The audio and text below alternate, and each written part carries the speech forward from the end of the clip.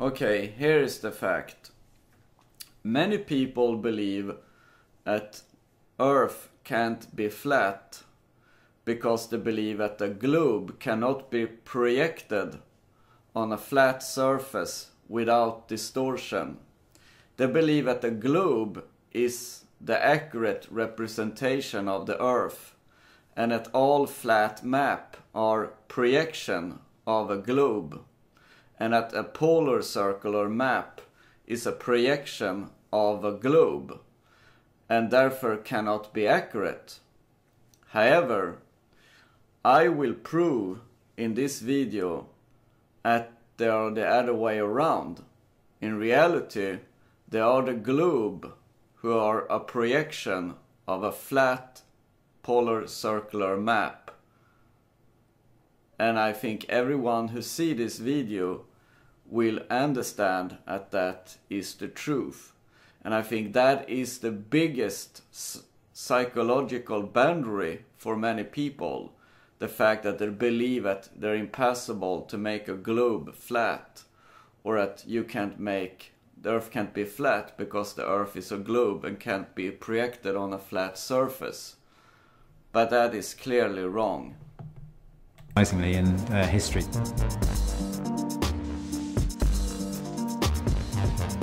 the whole way of making anything using a sphere as its base, as its centerpiece, is fraught with different problems and issues, because you're multiplying every error by pi. Ultimately, it came down to working out how to put strips of paper onto a sphere, and that took a year and a half for me to perfect. By that stage, we'd probably thrown away 100 globes.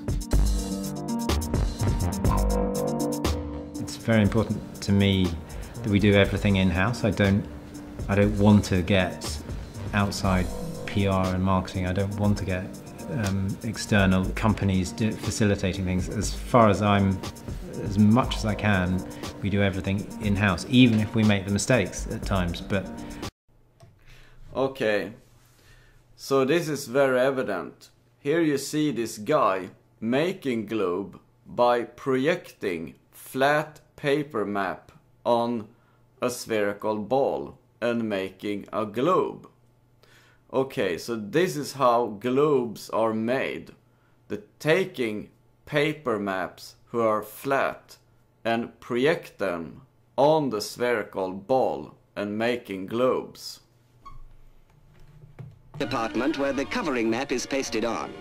Like restoring the skin to a peeled orange, the colored printed sections exactly cover the surface. But the covering process calls for a keen eye and steady hand. A fraction of an inch out will put the world miles out of joint.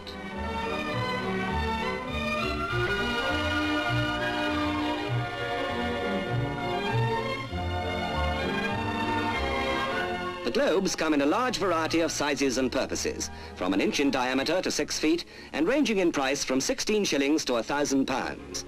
The different types of globe include celestial, political and relief, or slate-coloured spheres for use with chalks.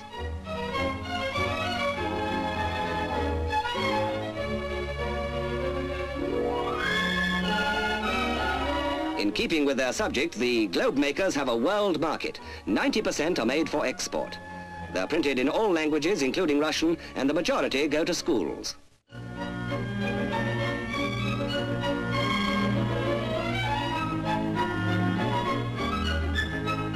From first to last,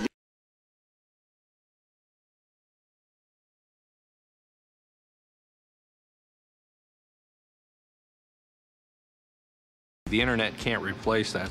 As the most accurate model of our planet, nothing can match the geography of a globe. Replogol has been manufacturing the world for over 80 years. The concept that we live on this round object is really foreign to people until you actually show them the globe. And they're intrigued by it. I'm still intrigued by it. The challenge is mapping the world in a two-dimensional virtual space and having it translate into a physical sphere. That would be looking at a globe on a computer screen in a flat form and trying to envision what this thing will look like as a 3D model. The designing of the world starts at the cartographer's desk. Okay, so in this Repligo documentary, you can see this polar circular map on the desk at Repligo's design office. So Repligo use a polar circular map as raw material for the globe. And that's how globes are made. They're using a polar circular map. And that is the real shape of the Earth, not the globe. But they're like, the elite has the real map, but they will not give it to us. You can find a polar circular map on internet where you can zooming in detail, like in a road atlas, and see roads and house and, you know, street waves and things like that. And zooming out and seeing a perfect polar circular map. Instead, they're giving us Google Earth, who are a fake globe Earth, in order to fool us into believe that we live on a ball. But they will not give us a perfect polar circular map where you can zooming in and see things in detail, and zooming out and seeing a perfect polar circular map. Because if they have that, people will understand that the Earth is flat. That will not fit their agenda. But it's like the globe manufacturers and other elite that have the real map of the Earth. But we will not get this map. They will not give it to us. They will hiding it from us.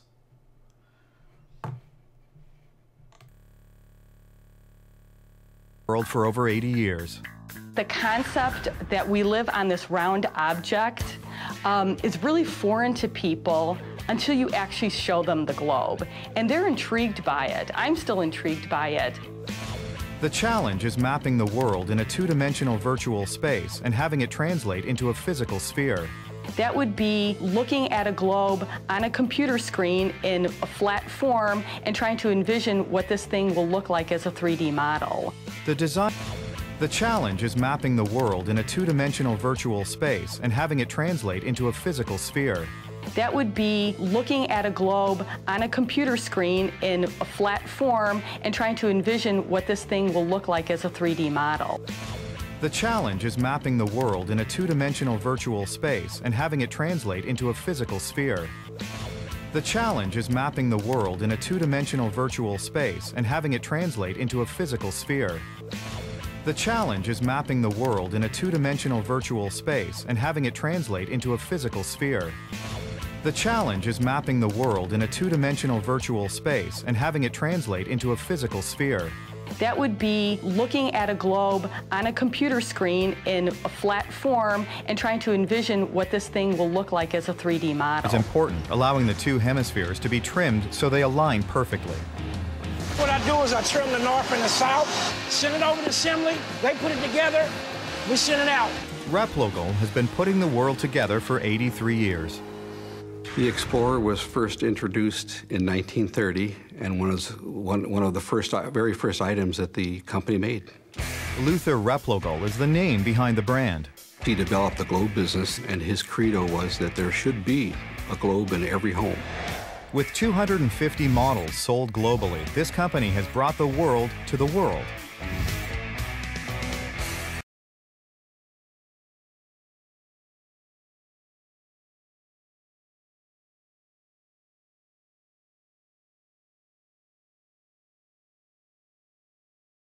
To chipboard. The map is printed on paper using a high gloss finish.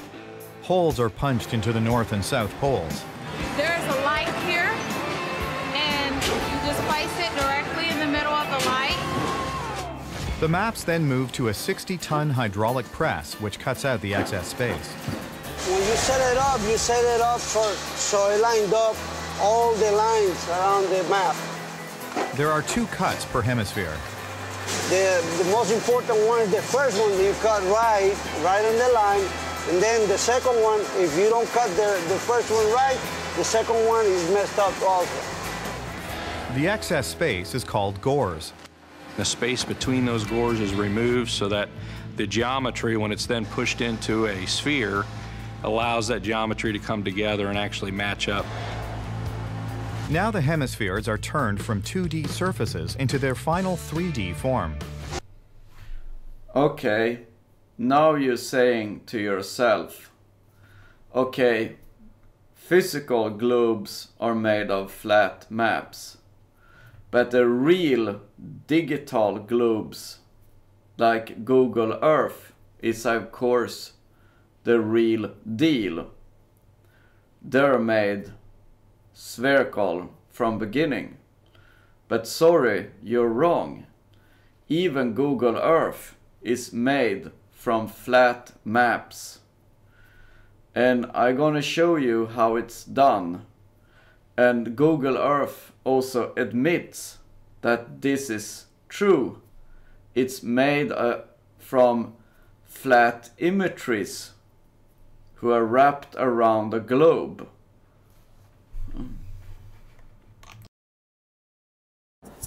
Well, Google, it seems we have your secret. Funny how the North Pole looks, and funny how a sphere is built out of squares, or irregular squares that have a forced curve, and we know how that's done. We'll look at that later. But check this out. Every video game that I know of, and everyone here, is a flat map, starting with the smallest and going up to the largest. Every road atlas I've ever seen, which is how people got around back in the day.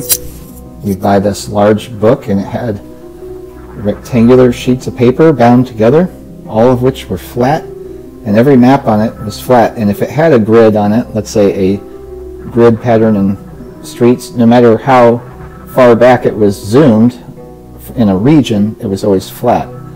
Yeah, they had globe pictures at the front and back. Those are the ones you never used. Maybe you'd reference it, but when you were navigating the roads, you used the flat maps on the inside, almost without a doubt. Now, check this out. We're getting into some really large maps here. When you get to Just Cause 2, I think it was, that is like a whole country.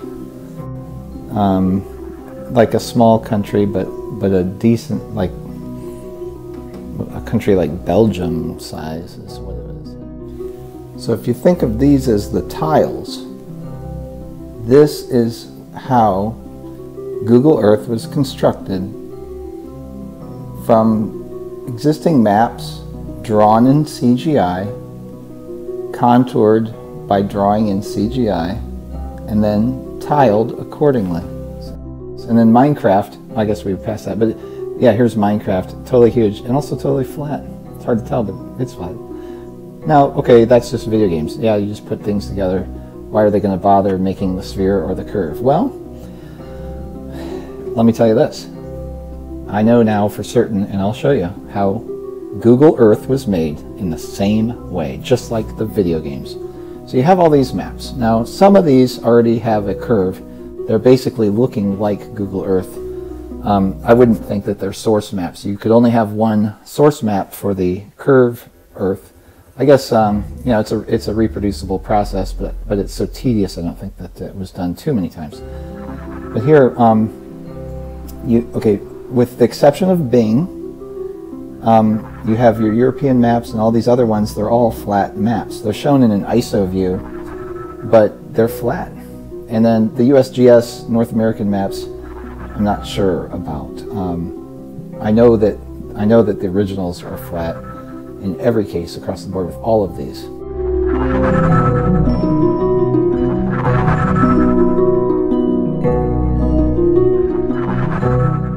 The world maps. Now here, this shows you how Google Earth was made. They have it as open source. It's Google SketchUp. Okay, when you use SketchUp, it's a Cartesian coordinate system, and you have your 3 axes, X, Y, and Z, and you have a plane. It's planar and it's flat. Now, you take the squares and you build Google Earth, and you can see each one of these shows up that way. Those are the squares. And this little clip shows how you used to have access, or some of us did, some people did, to get in to Google and see this, the overlays, how the tiles, it's called tiling, and how the tiles are fit together. Now the tiles are stretched.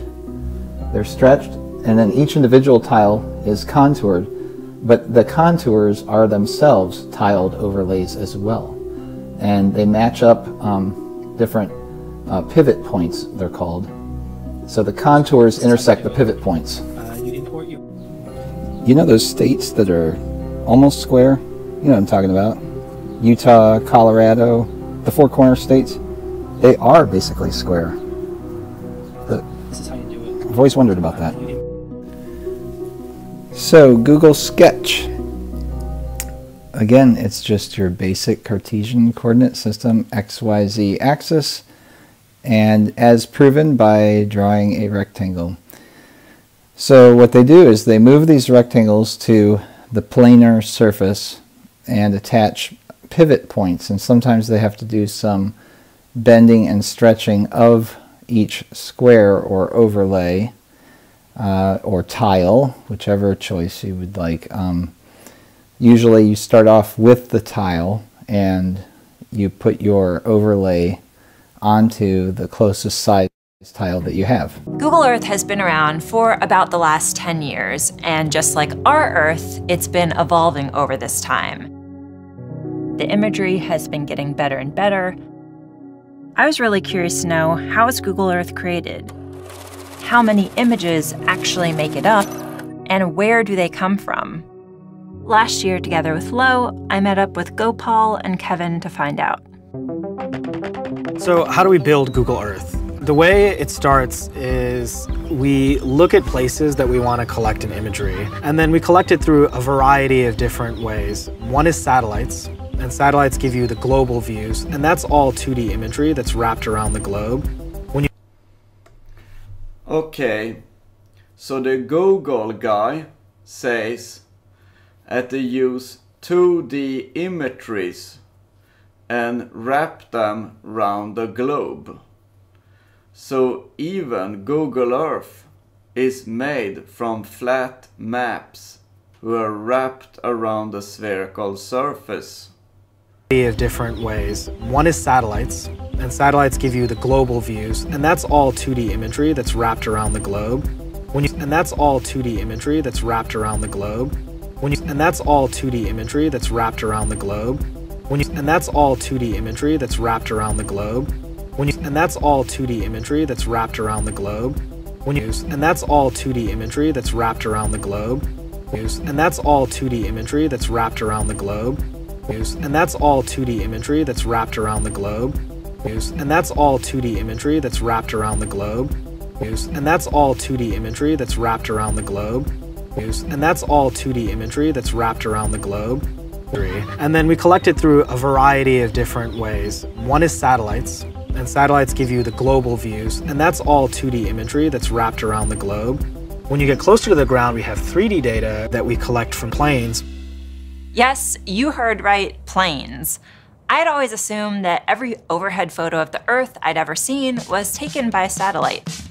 But I learned creating 3D imagery requires special conditions, so Google flies planes, or as I now like to think of them, street view cars with wings.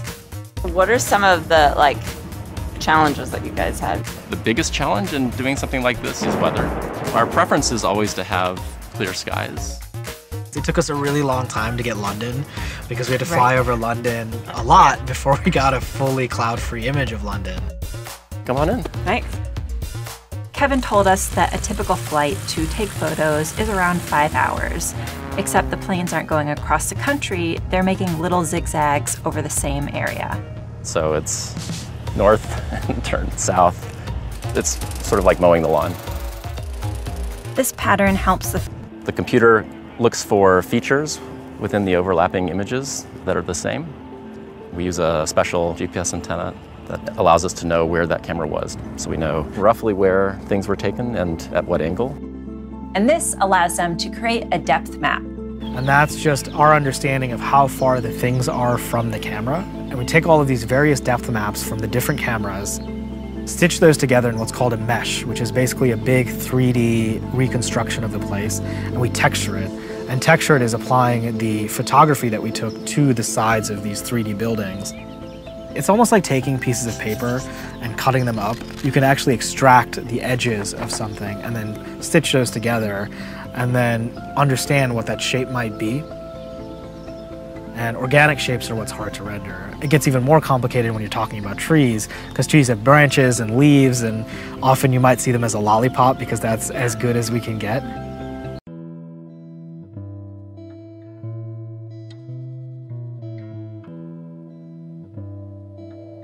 It's a quick video here, hopefully quick video. This is an old book. It's The World in Maps, and this is a picture in the book. Here's the cover, Atlas of the World.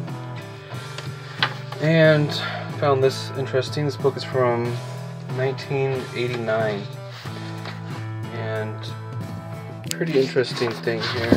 Let's see. Set it in here. There it is. Revised edition 1989. So I found this picture. It says this is below a satellite view of Earth. So you can see this. This is a satellite view of Earth. As you can see South America right here. Very interesting. And they cut it like this too.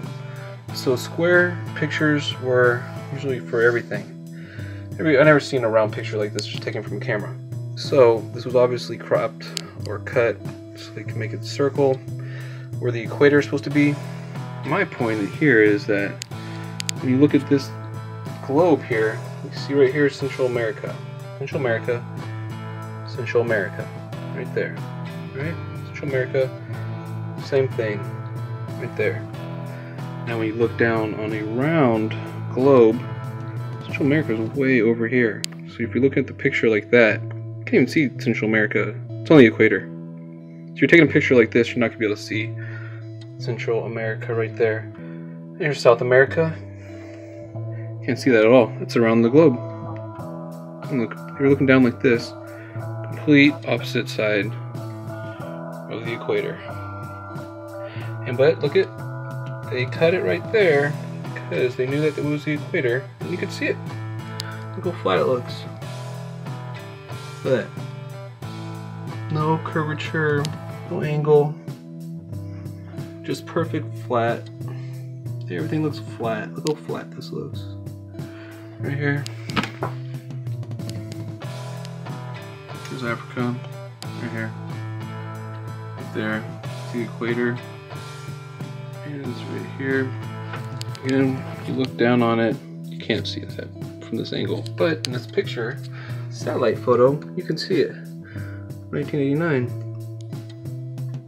So, I'm saying, do your research, look in books, you'll find stuff. Most importantly, to everybody, do your research, do tests. If you heard something that someone said is something and you don't know, it's okay to say you don't know. You know, you don't have to say that you know everything because you learned it in school.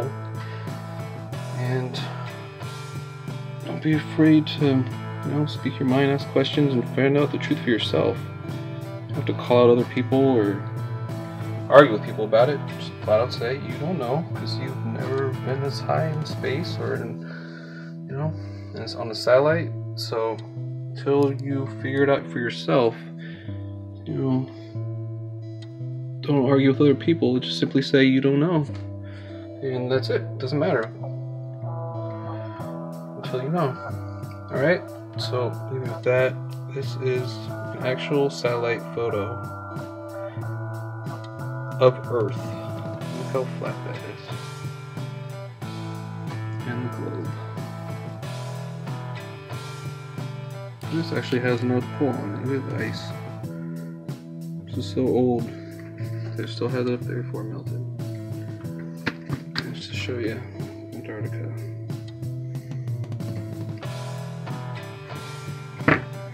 There you go.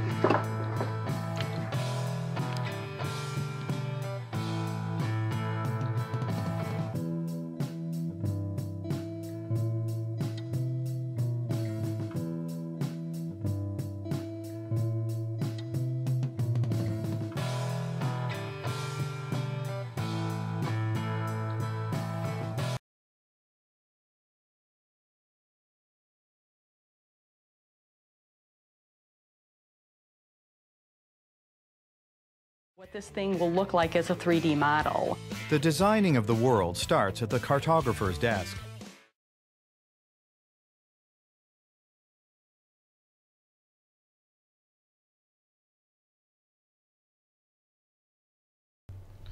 Okay, you can see now that map is the same as the map from Repligo's design office.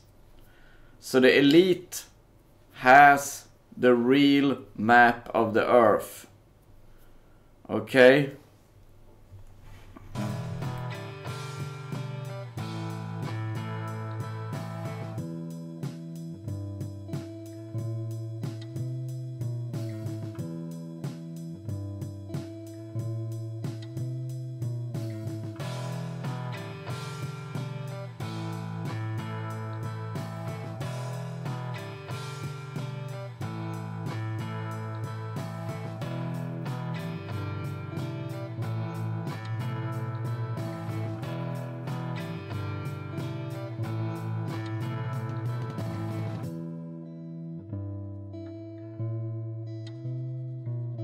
Circumference of the equator.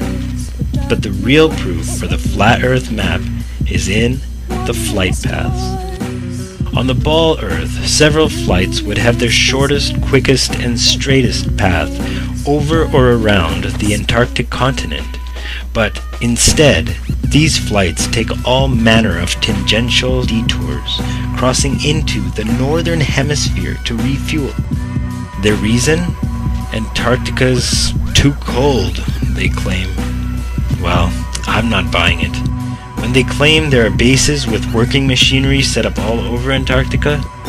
So let's just take a look at the actual flight paths and see what they have to disclose.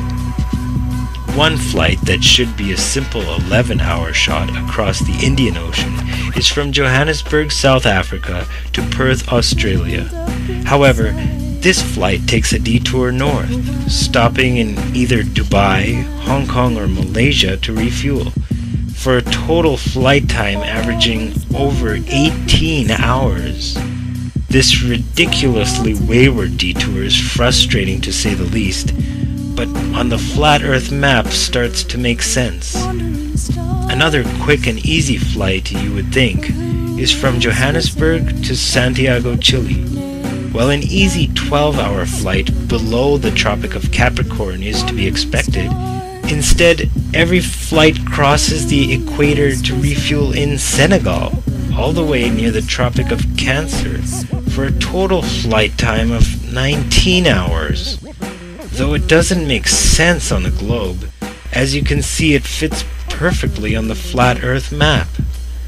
A third flight from Johannesburg is to São Paulo, Brazil, which should be a direct 10-hour flight across the 25th degree south latitude. But instead, every flight crosses into the north to stop in London to refuel, making the total flight time 24 hours. From Santiago, Chile to Sydney, Australia, a straight 15-hour flight across the South Pacific is expected, despite refueling options in either New Zealand or any island in the South Pacific. The flight stops all the way at Los Angeles to refuel before continuing south to its destination. As already stated, these detours make no sense on the globe, but are explained and work perfectly well on the flat Earth map, having the North Pole at the center. So investigate the subject for yourself and ask questions.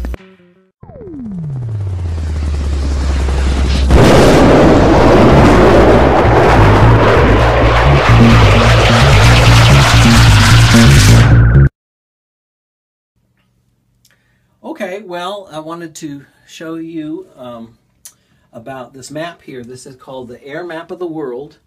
This was used by the Army Air Force during World War II, and it has on it the routes that people would take, flyers would take, and the mileage between the points.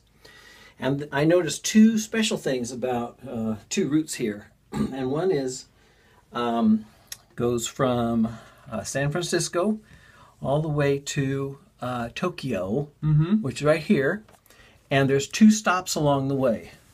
So you have Alaska, the point, tip of Alaska, and you have the Kamchatka Peninsula between those 2 points. And there's mileage marks between, mileage numbers between those legs of the journey. And it totally makes sense. This is what the Air Force is telling you how to get from San Francisco to Tokyo. They're saying take this route, which hits Alaska and the Kamchatka. Which is why when they have the emergency landings, they land in Alaska. Exactly, because they were coming from, was it the Philippines, something like that? So yeah, Asia up here. So when you look at the globe, it makes absolutely no sense because it looks like they're making a tour around the Ring of Fire. Well, this is the Ring of Fire. There's no ring, by the way. Yep. It's going from San Francisco direct route, boom, to Tokyo. And it makes absolutely no sense on the globe. But here, the government, the Air Force is telling you this is how you get from one to the other. There we go. The direct route. Let me show you this other one. This is from New York, and when you leave the United States, the farthest point here on this part is Newfoundland here. And then this direct route to Moscow, you hit this point right here, which is Iceland. And if you Google it and you say, I want to go from New York to Moscow, it shows you this huge arc. And you have to say, now wait a minute, why is there this huge arc? Why don't they just go directly from one to another? Yeah, the plane's not making a curved flight. That wouldn't make any sense. Planes fly in straight lines. So they have to hit Iceland on the way. Interesting. Back then, they had to refuel. Planes couldn't make that. So that's the government telling them, the Air Force telling them, this is how you go from New York area to Moscow, is you have to go to Iceland. And on the globe, it's just this big old arc, which makes you ask, why do they have to do that? Yeah. That's why. Yep. And plane flights are level. Gyroscopes wouldn't work on a globe. The FAA trains pilots on the Target Generation Facility. And the Target Generation Facility is a simulator for Earth, and it's a flat Earth simulator, and it's also doesn't account for gravity or the spin of the Earth. So if you want to argue that the Earth's a spinning globe, go talk to the government, because they think it's flat. So that's right. And how do you like Nathan's new hat? Yep. Boom. Intrepid Explorer. And Miguel gave me the shirt. Man, flat earthers are the coolest people ever. I love you guys. Peace out. God bless. Hey guys, how are you? It's been a while since my last video, and I was thinking about this stuff here for a couple of weeks. There are 6 emergency landings that shows us that we live on a plane. We don't live on a sphere. Okay, so I have here with me the Gleason's map, and I have a inflatable globe. So we will talk about those flights. Okay, the first flight that I'm talking about, a lot of people have talked about these flights. I've seen many videos online from the Mail Online. This flight, okay, it's a flight from Taiwan to Los Angeles. Okay, a lot of people have been saying the flights left the Philippines or Bali. No, that flights where when the lady gave birth to a baby, he departed from Taiwan. So, caught on camera, amazing moment. A woman gives birth to a premature baby girl at 30,000 feet on a Taiwan to Los Angeles flight. So here are some of the pictures. You know, you can see this online. Just go to the mail online. Alright, and type there Taiwan to Los Angeles flights. So China Airlines a China Airlines flight landed in Alaska with an extra passenger after an expectant mother gave birth to a baby girl more than 8 weeks early. The Taiwan to Los Angeles flight was forced to make an emergency landing on Thursday after Taiwanese passenger's water broke 6 hours into the 19-hour journey. So, if she departed, that's why I have here, let's go. She departed Taiwan, okay, Taiwan right here, and she was flying to Los Angeles, okay, it's the blue line, okay, she was flying to Los Angeles. 6 hours into the flight, let's say 1:30 of the journey, the water broke, okay, so I'm dividing this distance in 3, okay, it's 19 hours flight, 6 hours into the flight, they had to land. So the easiest way for her could have been actually Hawaii, right here in the middle. Okay, Hawaii. She could have flown to Japan. She could have, not she, the pilot could have flown back to Taiwan, but they landed in Alaska. Okay, so on a sphere doesn't really make sense. But when you look here, you see a straight line. It's Taiwan right here down to LA.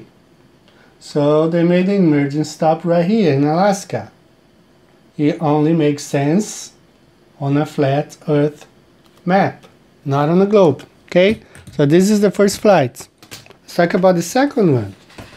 From USA Today, Cathay Pacific plane, faulty fan for emergency landing.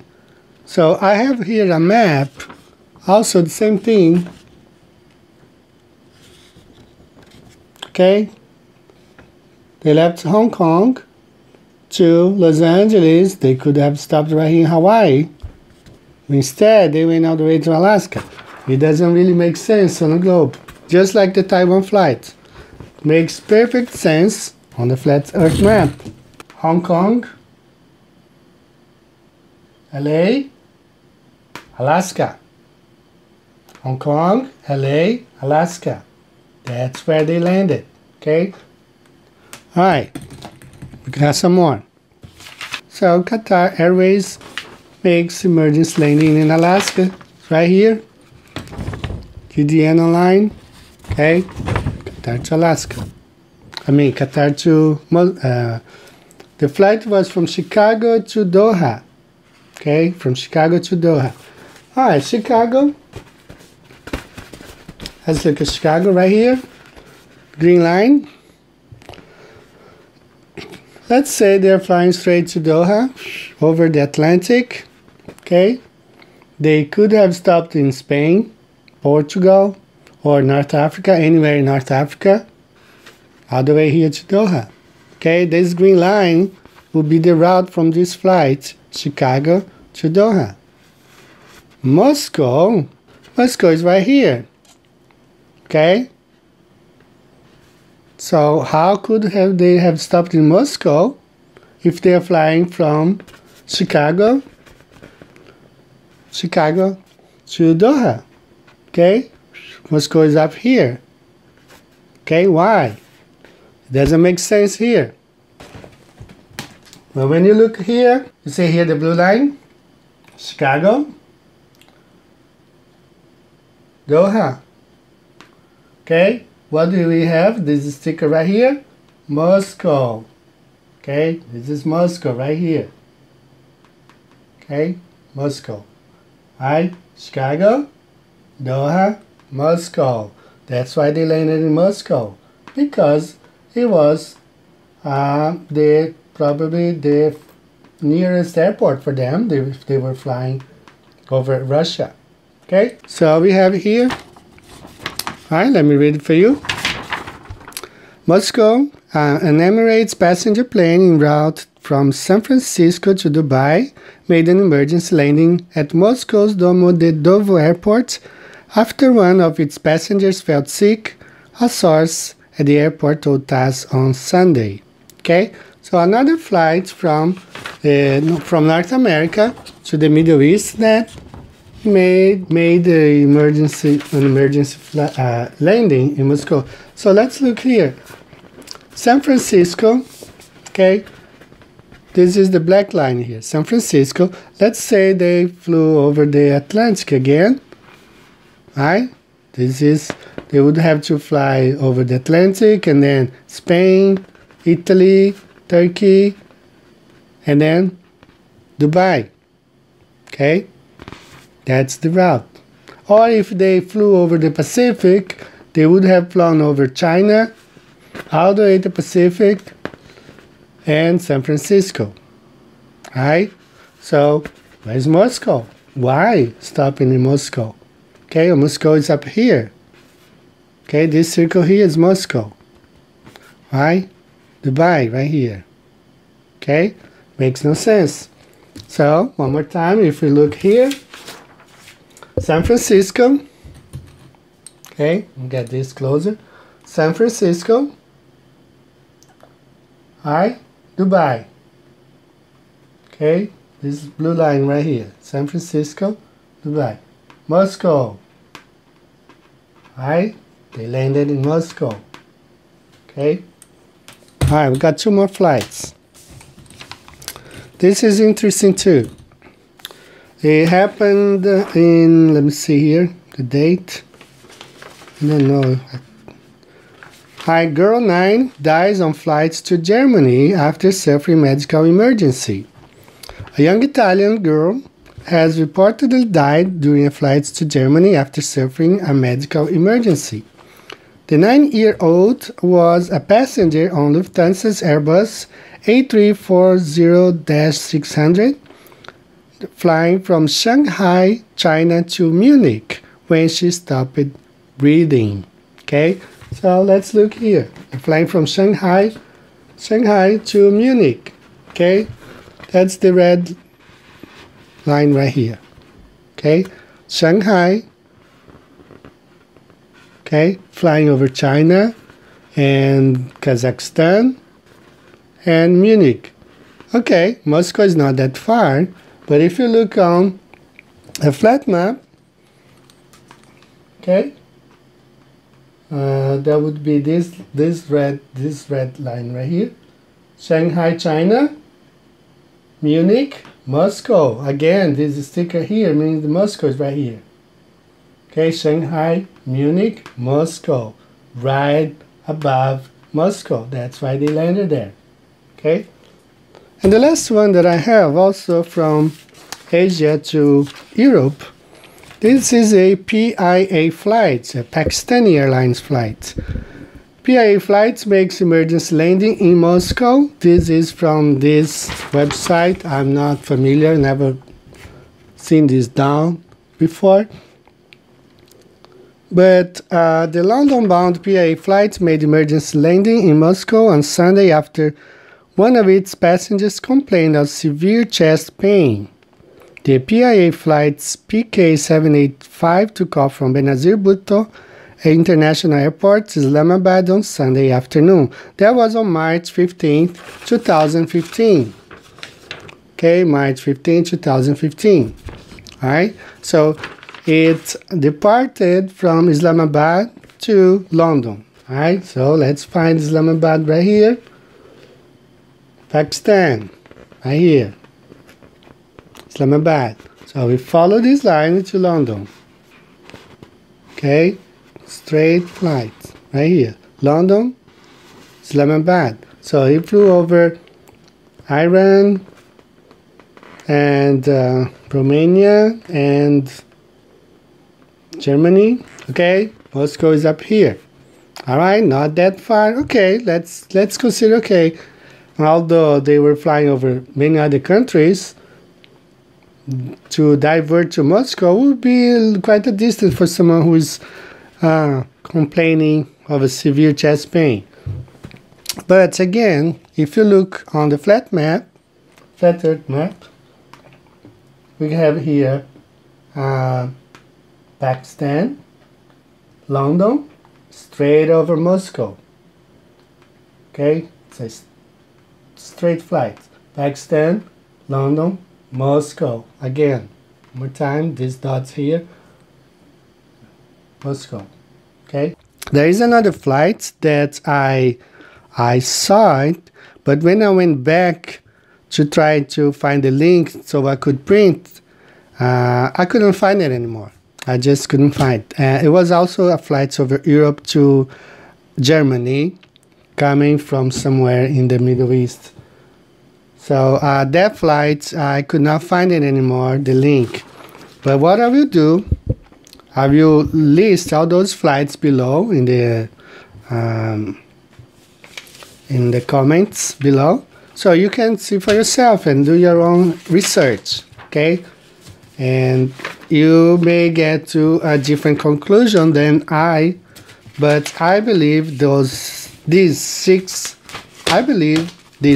emergency landings prove that we do not live on a sphere, that the world is not a globe, it is instead a flat disk, just like this map. Some difference maybe, but the Earth is flat. That's what I believe, okay?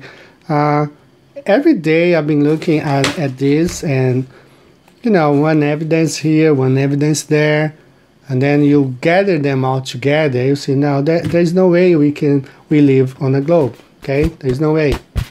Alright? So guys, this is all. If you have any comments, you can, you know, just write below. If you disagree with this, it's fine. I have a friend, he doesn't believe in the flat Earth, and we talked a lot about this, especially this flight from Taiwan to Los Angeles, all the possibilities. I live in Japan, so if I am flying to South America, I either have to make a stop in LA, or if we go through Asia, we stop in Dubai. Alright, it makes more sense on a flat map than on a globe. Okay, but it's okay to disagree. If you don't agree with me, I'd love to hear your side, your perspective, your point of view on this.